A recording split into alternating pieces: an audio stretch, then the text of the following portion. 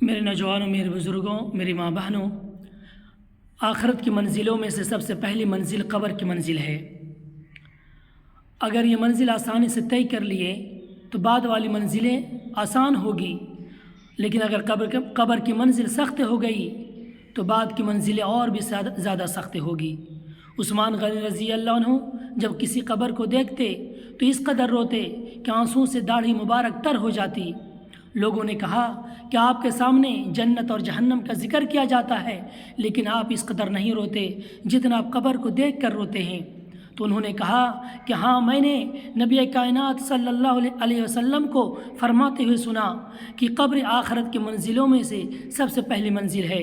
اگر یہ منزل تم آسانی سے پار کر لیے تو بعد والی منزلیں تمہارے لیے آسان ہو جائے گی، اگر تمہارے لیے مشکل ہو گئی تو بعد والی منزلیں اور بھی مشکل ہو جائے گی۔ ابن ماجہ کی حدیث ہے، نبی کائنات صلی اللہ علیہ وسلم فرماتے ہیں، ما رأیت منظرا قط الا والقبر افظع منہ، کہ میں نے قبر سے زیادہ خوفناک کوئی منظر نہیں دیکھا۔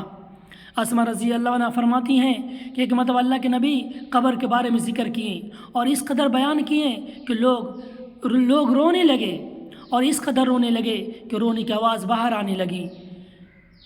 جب لوگ چپ ہو گئے تو میں نے ایک شخص سے پوچھا کہ اللہ کے نبی ابھی کیا فرما رہے تھے؟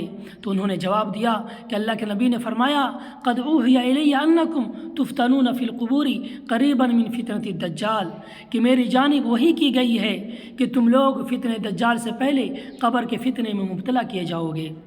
میرے نوجوانوں، میری ماں بہنوں، کوئی دن ایسا نہیں گزرتا کہ جس دن قبر یہ نہ کہتی ہو کہ میں تنہائی کا گھر ہوں، بیگانگی کا گھر ہوں، کیڑے مکوڑے کا گھر ہوں۔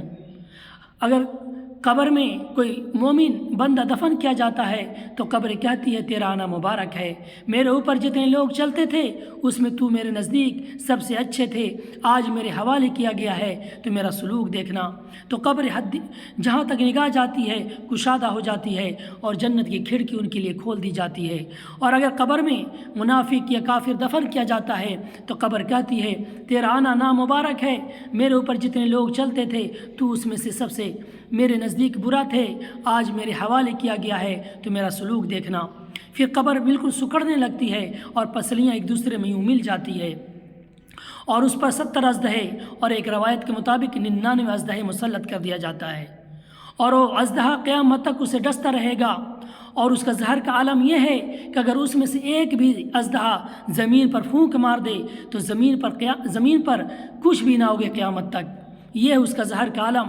میرے نوجوانوں، میری ماں بہنوں، ہم قبر کے لیے کیا تیاری کر رہے ہیں؟